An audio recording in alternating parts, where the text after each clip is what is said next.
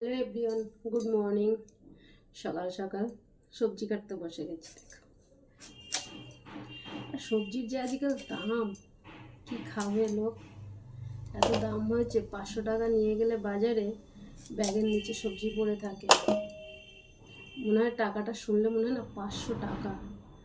তারপরে বাজার করার পরে মনে হয় যেন 500 টাকাটা নষ্ট হয়ে গেলে এইটুকু সবজি কিনে।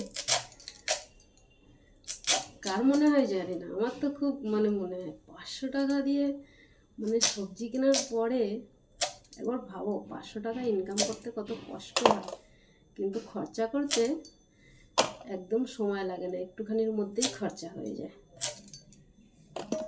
তবু খেতে হবে, পেটের জ্বালা। পেটের জ্বালা তো আর শুনবে না, খেতে তো হবে। এই যে 500 ওল নিয়েছি, হচ্ছে তোমার 100 টাকা করে নিয়েছে, 50 টাকা 500 ওল নিয়েছে। তাহলে ভাবো, লঙ্কা 15 টাকা করে শোয়া এখানে। সবজির কি দাম! 500 টাকা ইনকাম করাটা যে কতটা কষ্টকর, খরচা করাটা। বাড়ির লোকেরা সবাই বলবে একটু সামলে, একটু সামলে। সামলাবে কি করে বলো? সামলানোর মতো কোনো রাস্তা আছে যে সামলাবে?